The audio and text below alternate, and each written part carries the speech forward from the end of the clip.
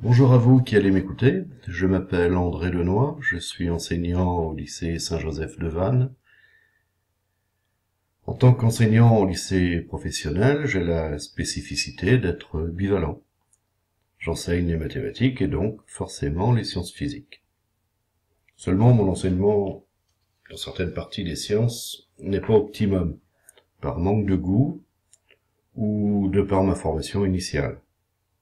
Par contre, dans d'autres domaines, il m'arrive de vouloir trop approfondir, au détriment de l'ensemble du programme. Voilà la raison qui m'amène à me poser la question suivante, c'est-à-dire comment pourrait-on enseigner les sciences physiques en lycée professionnel autrement, au bénéfice des élèves, bien entendu.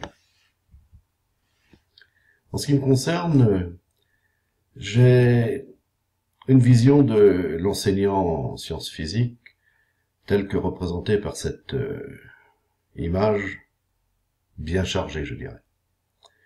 Eh bien, ce que j'aimerais, c'est de me faire une représentation de l'enseignant en sciences physiques par cette image nettement moins chargée. Alors, je m'explique. L'enseignant est tout d'abord un pédagogue.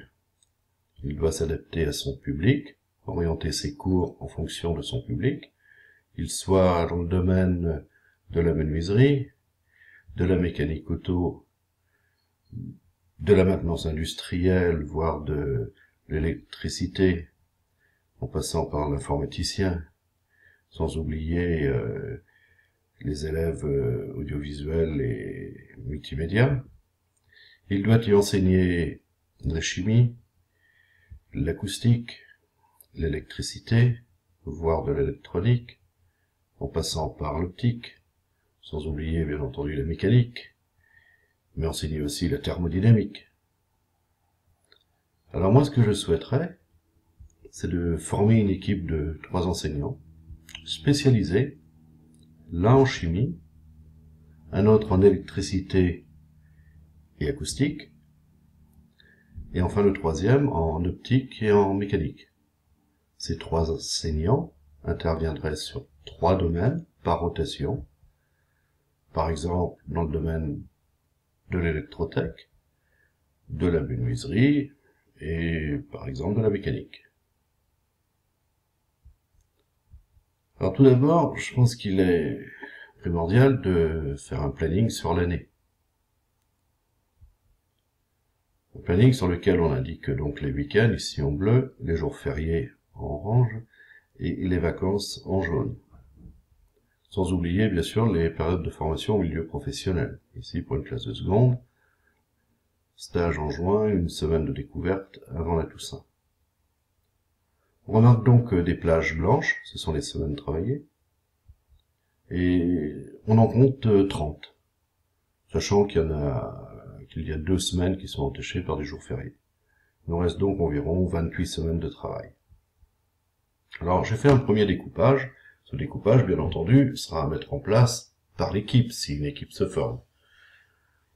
Alors moi j'ai fait un découpage en fonction des vacances scolaires. Ce qui fait que un premier enseignant ici, l'enseignant en mécanique, va intervenir durant 6 semaines. Donc 6 séances de sciences physiques.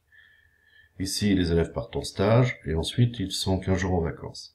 Je laisse ici une plage blanche, qui va me servir, suivant les classes, pour faire par exemple un CCF, ou alors un gros devoir de fin de module, ou alors nous servir de semaine tampon, au cas où un incident aurait eu lieu sur ce début d'année. Les élèves recevraient ensuite 6 semaines d'enseignement en électricité, 6 semaines suivies donc de vacances, et toujours une semaine tampon ici. Ces mêmes élèves, avec un 3e enseignant, recevraient donc 6 semaines de cours de chimie, suivies des vacances, et toujours de notre semaine tampon. Ensuite, donc on a 3 fois 6, 18 semaines travaillées, plus 3 semaines tampons, ce qui nous fait 18 et 3, 21 semaines de passé. Sur les 28, il en reste 7. Je propose donc de faire des modules un peu spécifiques en fonction de la section dans laquelle on intervient. Ici, par exemple, pour les menuisiers, je mettrais bien 3 semaines de mécanique, alors qu'en électrotech, on irait mettre 3 semaines d'électricité, et en mécanique auto, on irait mettre 3 semaines de chimie, vu qu'en première année, je sais qu'ils voient la combustion des carburants, qu'ils étudient le pot catalytique, donc la pollution, donc la chimie est tout à fait adaptée à des élèves de mécanique auto. 3 semaines, je disais donc, de modules un peu spécifiques en fonction de la section.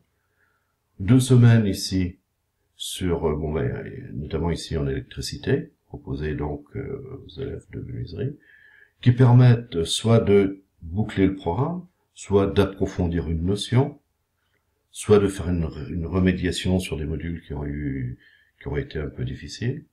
Et on arrive sur des vacances et on termine l'année scolaire, donc avec le 3e enseignant, en l'occurrence ici 3 semaines, avec un arrêt des notes qui est ici, vous voyez.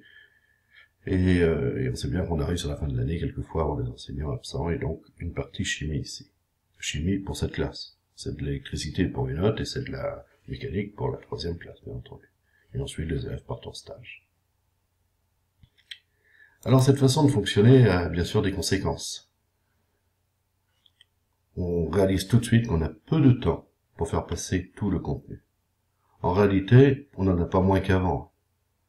La seule chose, c'est qu'ici, on va voir la totalité du programme. Donc, il va falloir vraiment cibler les contenus. Il va falloir diversifier les méthodes pédagogiques pour être le plus efficace possible vis-à-vis des élèves. Il va falloir structurer les séances de cours de façon à ce qu'elles soient les plus pertinentes et efficaces possibles pour les élèves, et également qu'elles soient éventuellement transférables si les enseignants voulaient l'année suivante changer le module, ou un nouvel enseignant arriver. On s'expliquera sur tous ces points-là lors d'une réunion. On va donc se retrouver à piocher dans cette liste des activités, des méthodes d'apprentissage, des méthodes d'évaluation, pour être pertinent et mener à bien ce projet. Je pense que ça peut être une belle aventure. C'est en tous les cas un beau travail d'équipe, et je pense en plus que ce projet est transférable dans d'autres matières. Je vous remercie de m'avoir écouté, je vous dis à très bientôt lors de notre prochaine réunion pour les volontaires.